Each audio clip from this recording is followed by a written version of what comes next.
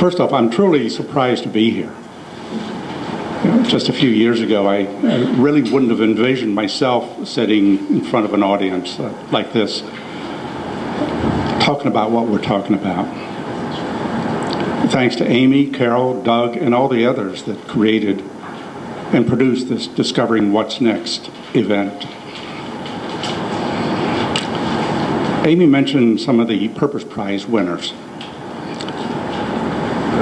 I was really humbled when I met and actually know many of the Purpose Prize winners selected by Civic Ventures, aka Encore.org.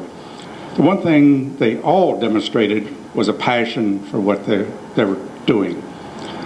And I can envision in this audience here, the reason that you're here is you have a passion to do something. Build that passion. Make it work for you and others. So how did I come to be in the position today of sharing my experience? I can describe the beginning in one word: opportunity. I'll come back to that quite a bit more in the following discussion. Amy has asked that I briefly describe my own Encore career. I'll give it to you in one sentence: working towards improving the employment opportunities for our nation's older population. Truly those on the plus side of 50.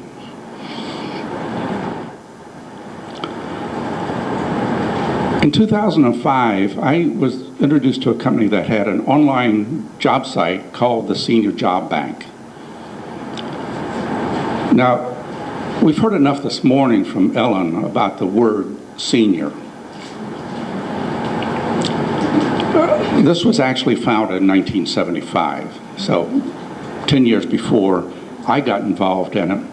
And what we were to do under contract with this company was to revitalize the site, make it a more functioning site, add e-commerce to it, and then we would manage the site.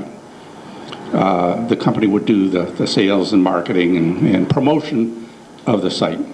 So that was fine. When I first heard about it, the very first moment I heard about it, it was kind of an aha moment.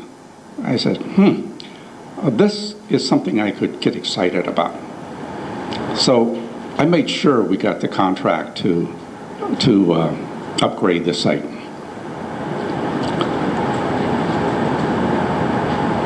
Recognizing the problems and issues facing older workforce, I felt that this would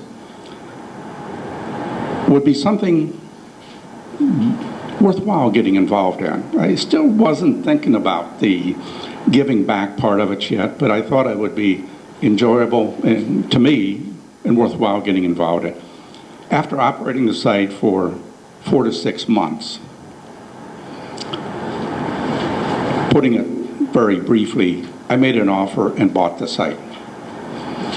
And that became my mission.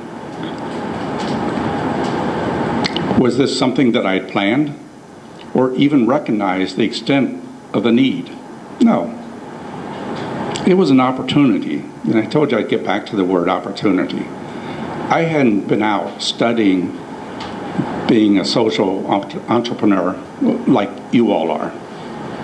This suddenly appeared in my vision. It was an opportunity that I was presented with. And I would suggest to all of you that besides studying these, thinking about them, researching them, that you allow yourself to be open to those opportunities that may be sent to you.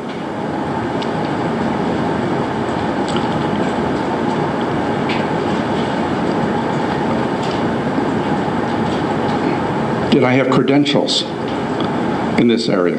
No, none whatsoever. The one thing that I did have to offer was we did have the structure to build, operate, and manage career sites. But as far as getting out and having knowledge of the issues involved in older workers, the organizations involved in this movement. I had no idea. So I was completely in new areas for myself. Once we began operating, I then decided to learn more about what I'd gotten myself into. I set about finding contacts and associations that I could learn from. First, working with several HR associations and the Commonwealth's one-stop career centers, talking to AARP and several senior organizations. In fact, talking to the local senior organization, I had to sign up and join the organization. They did a sales pitch on me the first time I went in and visited with them.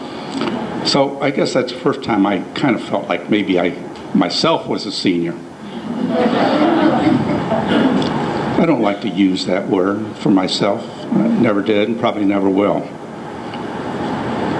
Talking to the AARP and several senior organizations, I then discovered two local organizations, the Life Planning Network and the one here today, Discovering What's Next.